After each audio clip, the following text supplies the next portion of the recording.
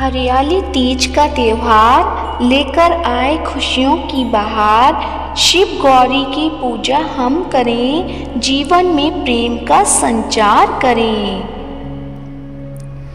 तो प्रेम से बोलिए हर हर महादेव। प्रिय भक्तजनों, आप सभी को मायरा बॉयज चैनल की तरफ से सावन मास की शुक्ल पक्ष की हरियाली तीज की हार्दिक शुभकामनाएं। हरियाली तीज का व्रत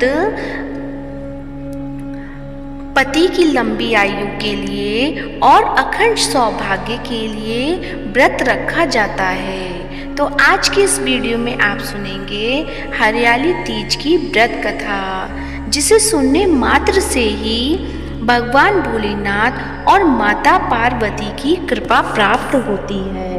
तो इस कथा को पूरा भक्ति भाव और प्रसन्न चित्त मन से पूरा अवश्य सुने। तो प्रेम से बोलिए माता पार्वती की जय हो, भगवान भोले शंकर की जय हो।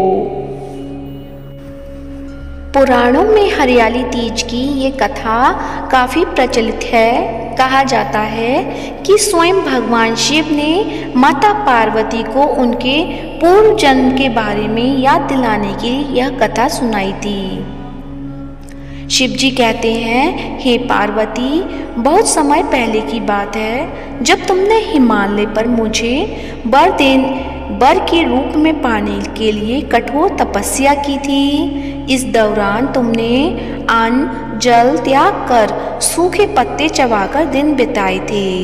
मुझे वर के रूप में पाने के लिए तुमने किसी भी मौसम की कोई परवाह नहीं की और तुमने निरंतर तप किया।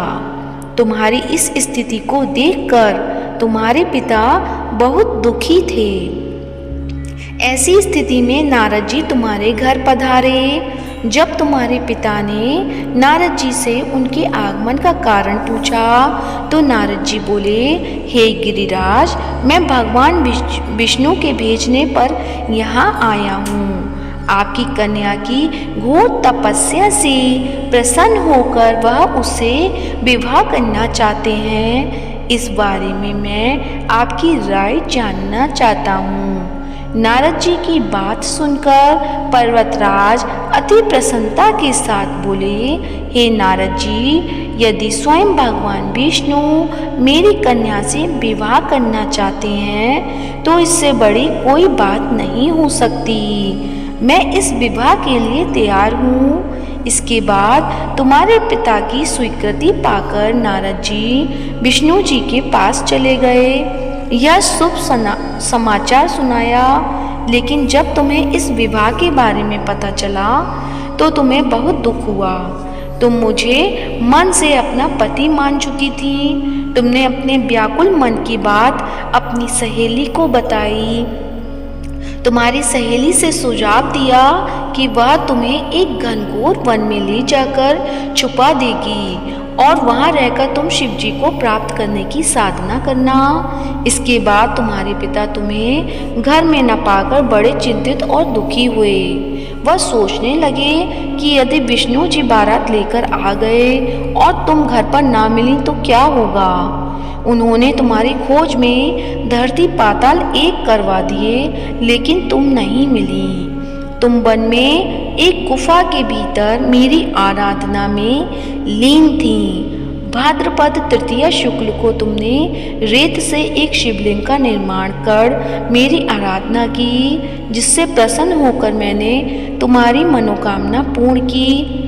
इसके बाद तुमने अपने पिता से कहा कि पिताजी, मैंने अपने जीवन का लंबा समय भगवान शिव की तपस्या में बिताया है और भगवान शिव ने मेरी तपस्या से प्रसन्न होकर मुझे स्वीकार भी कर लिया है। अब मैं आपके साथ एक ही शर्त पर चलूंगी कि आप मेरा विवाह भगवान शिव के साथ ही करेंगे।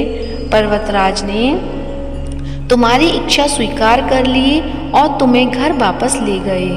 कुछ समय बाद उन्होंने पूरे विधि विधान से हमारा विवाह किया।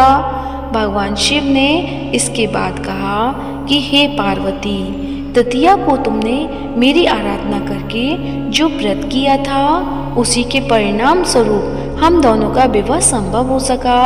इस व्रत का महत्व यह है कि मैं इस व्रत को पूर्ण निष्ठा से करने वाली प्रत्येक स्त्री को मनोवांछित फल देता हूँ। भगवान शिव ने पार्वती जी से कहा कि इस व्रत को जो भी स्त्री पूर्ण श्रद्धा से करेगी उसे तुम्हारी तरह अचल सुहाग प्राप्त होगा। तो प्रेम से बोलिए हर हर महादेव। माता पार्वती की जय हो। उमा पार्वती पतये नमः। उम्मीद करती हूँ आज की वीडियो अच्छी लगी होगी। वीडियो अच्छी लगी है तो वीडियो को लाइक करें, शेयर करें और कमेंट बॉक्स में गौरा माता की जय हो अवश्य लिखें। भगवान भोलेनाथ शंकर की जय हो अवश्य लिखें। धन्यवाद। आप सभी को हरियाली तीज की हार्दिक शुभकामनाएं। सभी का सुहाग अटल बना रहे। धन्यवाद।